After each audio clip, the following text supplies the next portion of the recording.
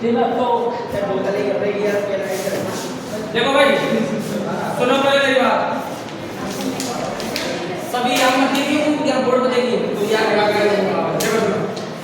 देखो हमारा पहले नंबर बात तो ये बता देता हूँ कि तुम्हारा जो पशु पर्चन का जो सिलेबस है मैथमेटिक्स का, सुन लो पहले ढंग से, पशु पर्चन वाले जो स्टूडेंट हैं वो ढंग से सुने पहले। मैथमेटिक्स के जो चैप्टर है तुम्हारे अब उन्होंने क्या है कि एक फिक्सेशन कर दिया है मैथ में।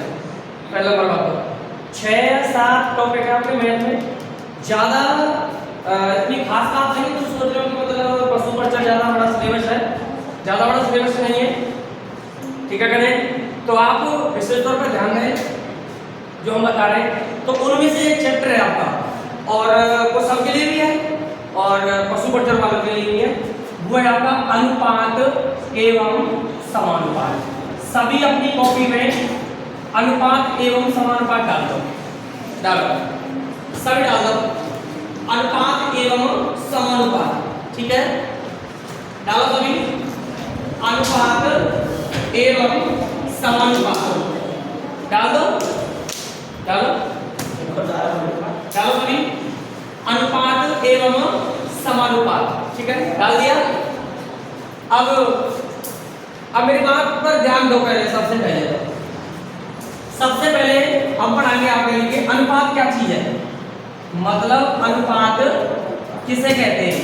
देखो अनुपात को इंग्लिश में कहते हैं रेशियो, सभी अपने दिमाग में फिक्स करें कि अनुपात को अंग्रेजी में क्या कहते हैं, रेशियो कहते हैं। क्या कहते हैं, रेशियो।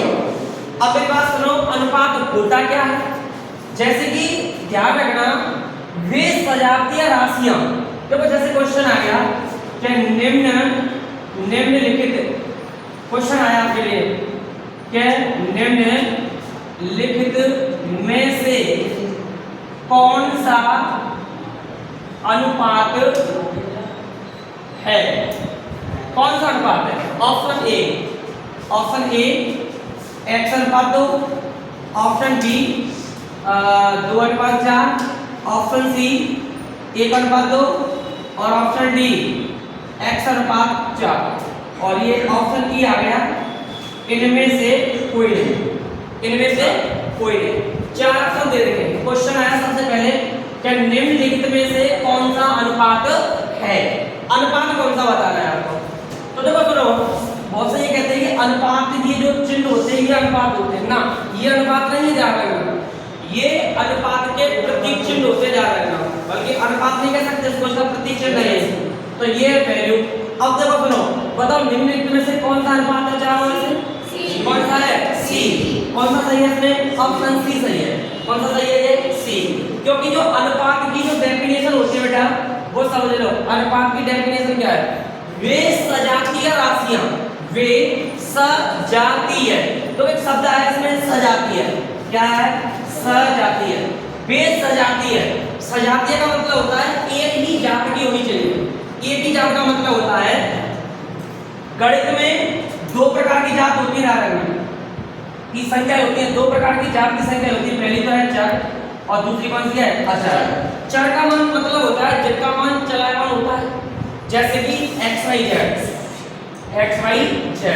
और अचर का मतलब होता है -1 से लेकर 0 तक, 0 से लेकर के प्लस के अंदर तक। इसका मतलब है टोटल जितनी भी संख्याएं होंगी वे सब की सब किस में आएंगी, आपकी अचर में आएंगी।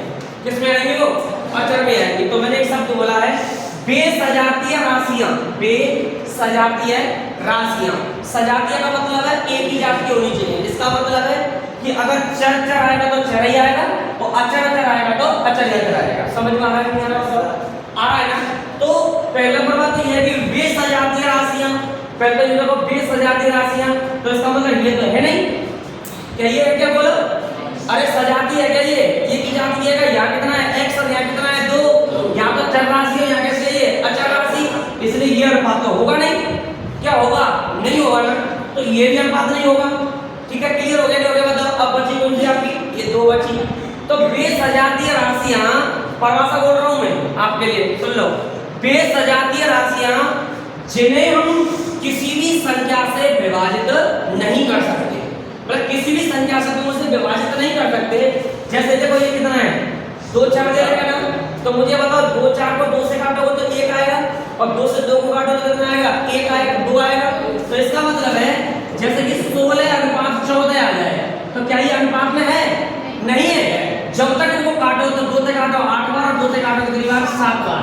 अब मुझे ये बताओ क्या इनको किसी भी संख्या से और काट सकेगा? तुम एक को छोड़ करके किसी और संख्या से काट सकते हो क्या? नहीं।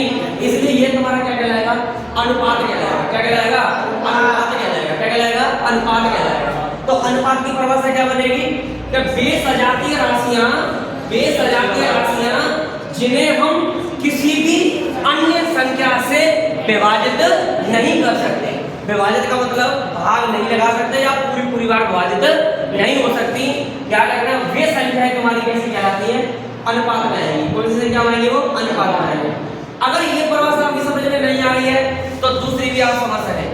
क्या वे संख्याएं जो सहवाच्य संख्याएं होती हैं, वे संख्याएं जो सहवाच्य संख्याएं होती हैं। मैं तुम्हें बताया था सहवाच्य संख्या पढ़ाई थी जब मैंने, बताया होगा आपके लिए मैंने सहवाच्य संख्या कौन सी होती है? वे संख्याएं जिनका HCF कितना होता है? 1 होता है। कितना होता है? इनका HCF 1 होता है। तो ध्यान रखना वे सभी संख्याएं क्या कहलाती हैं? आपकी अनुपात कहलाती है। क्या कहलाती हैं? अनुपात कहलाती है। बोलो समझ में आई कि नहीं अनुपात की परिभाषा?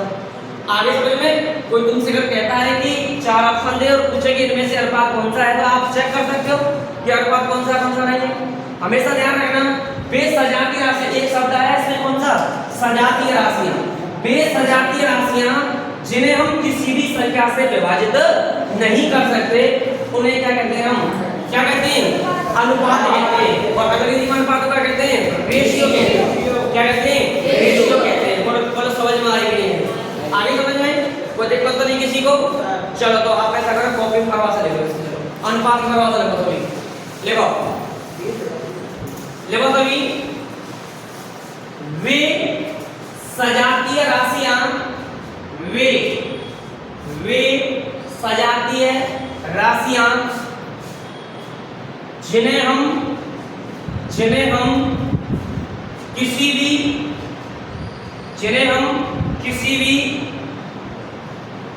भी संख्या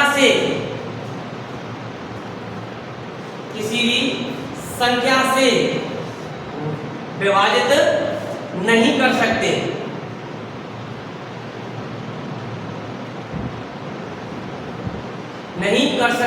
एक को छोड़कर। एक तो ऐसी संख्या तुम्हें पता होगा यूनिक है, इसका तो भाग चला ही जाएगा एक को छोड़कर। ठीक है, या परिभाषा और लिखो, एक को लिखो।